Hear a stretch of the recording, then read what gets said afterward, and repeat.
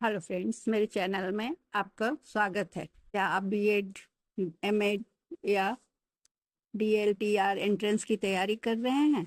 तो आप अगर इन सवालों में से 10 में से 7 भी सही कर लिए तो समझिए कि आपकी तैयारी पक्की है। तो अगर आपको ये पसंद आए तो शेयर और सब्सक्राइब करें। पहला प्रश्न है, निम्नलिखित में से कौन सी बात किशोरों की पहचान, आइडेंटिटी की आवश्यकता से संबंधित नहीं है?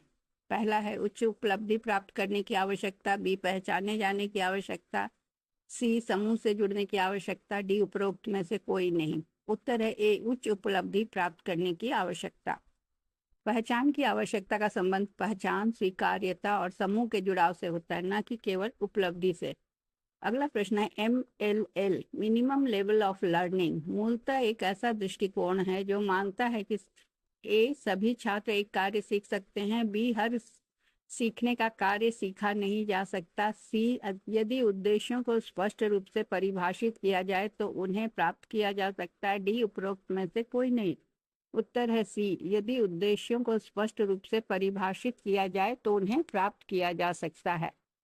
MLL का उद्देश्य है कि छात्रों के लिए न्यूनतम सीखने के स्तर को स्पष्ट रूप से निर्धारित किया जाए।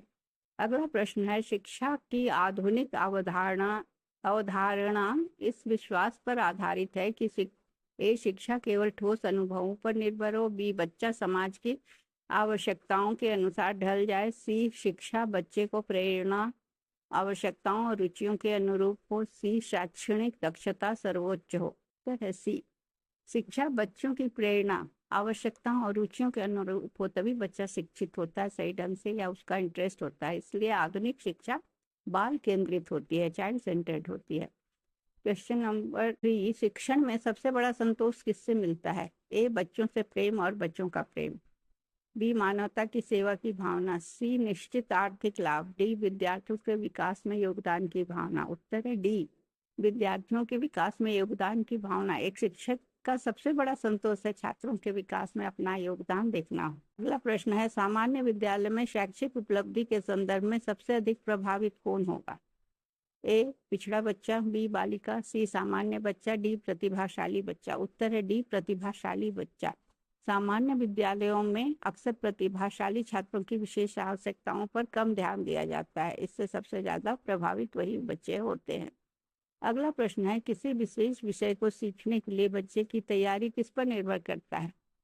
किस पर निर्भर करती है? ए शारीरिक परिपक्वता, बी पूर्व शैक्षणिक उपलब्धियां, सी प्रेरणा स्तर और आत्मधारणा, डी उपरोक्त सभी। उत्तर है डी उपरोक्त सभी। सीखने की तैयारी में परिपक्वता तो आवश्यक है ही, साथ साथ पूर्व ज्ञान और प्रेरणा पर भी सीखने की तैयारी निर्भर करती है कि आप कितना जानते हैं, उसके बाद आगे सिखाया जाए। अगला प्रश्न जो कि नंबर 6 है, ऑडियो विजुअल श्रव्य दृश्य साधनों के उपयोग का सर्वोत्तम कारण क्या है? क्यों उपयोग किए जाते हैं? ए शिक्षण अधिगम प्रक्रिया को सरल बनाते हैं, बी यह सीखने को ठोस बनाते हैं, सी यह हमारी दो इंद्रियों को सक्रिय करते हैं, डी यह केवल कार्य करने का दूसरा तरीका है। उत्तर है सी, यह हमारी दो इंद्रियों को सक्रिय करते हैं।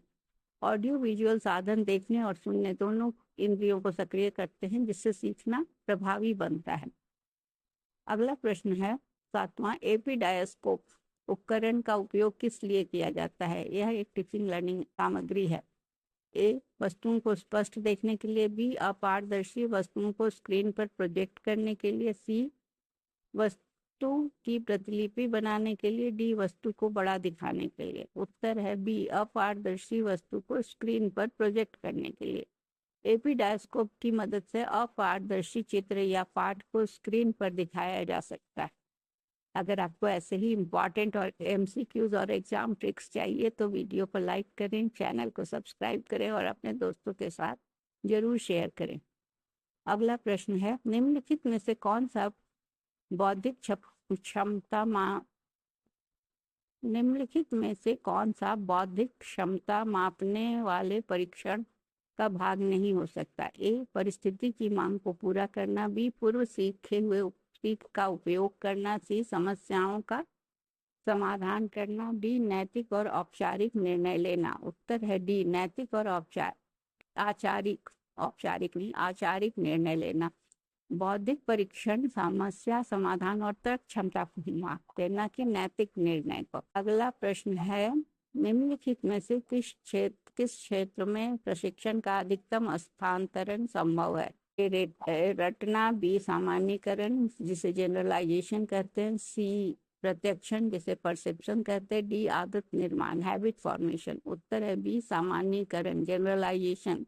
सामान्यीकरण में क्या होता है कि एक स्थिति में सीखी गई बात को दूसरी स्थिति में लागू करना। किसी भी चीज को अगर हम सीख लेते हैं तो उसको दूसरी जगह जब लागू करते हैं तो इसे हम सामान्यीकरण कहते हैं। जैसे फॉर्मूला को जानकर मैथ्स के दूसरे प्रॉब्लम्स को सॉल्व करना। अगला प्रश्न है, भावनात्मक रूप से असुरक्षित बच्चे के लिए सबसे बड़ा खतरा क्या है? ए बिल्कुल अनुशासन न होना, बी अत्यधिक लाड़ प्यार वाला अनुशासन, सी वयस्क द्वारा थोपे गए अनुशासन, डी स्व नियंत्रित अनुशासन। उत्तर है सी वयस्क द्वारा थोपे गए अनुशासन। अत्यधिक दबाव वाला अनुशासन में बच्चे में असुरक्षा और भय पैदा करता है, जिससे कि उसके व्यक्तित्व का सही विकास नहीं होता है। क्वेश्चन नंबर नेक्स्ट क्वेश्चन, दीर्घकालिक स्मृति को बढ़ाने के लिए शिक्षक को क्या करना चाहिए? ए गलतियों से बचना, बी सामग्री को सही रूप से याद करने के लिए प्रोत्साहित करना, सी चर्चा में सामग्री का उपयोग करना और कुछ उन्नत सामग्री देना, डी तुरंत समान सामग्री देकर सीखने को मजबूत करना। इसका उत्तर है चर्चा में सामग्री का उपयोग करना और कुछ उन्नत सामग्री देना। चर्चा और अनुप्रयोग आधारित सीखना दीर्घकालिक स्मृति को मजबूत करता है। कहा जाता है कि करके सीखने से चीजें ज्यादा दिन तक याद रहती। अगला प्रश्न है, किशोर शिक्षार्थियों को पढ़ाने के लिए की कला और विज्ञान को क्या कहा जाता है? A andragogy, B pedagogy, C teaching technology, D behaviour modification. उत्तर है बी पेडागॉजी। पेडागॉजी का अर्थ है बच्चों और किशोरों को पढ़ाने की कला और विज्ञान। शिक्षण प्रक्रिया का सही क्रम क्या है? अगला प्रश्न, A delivery, evaluation, feedback, planning, knowing the learner, B planning, knowing the learner, delivery, evaluation, feedback, C knowing the learner, planning, delivery, evaluation, feedback, D planning, delivery, feedback, evaluation, knowing the learner. उत्तर है C knowing the learner, then planning, then delivery, then evaluation, then feedback। प्रभावी शिक्षण के लिए पहले शिक्षार्थी को समझना, फिर योजना बनाना, फिर पढ़ाना और फिर मूल्यांकन करना और अंत में फीडबैक देना आवश्यक है। अगर ऐसे ही इंपॉर्टेंट MCQs और एग्जाम के ट्रिक्स चाहिए तो मेरे चैनल सब्सक्राइब। Thank you.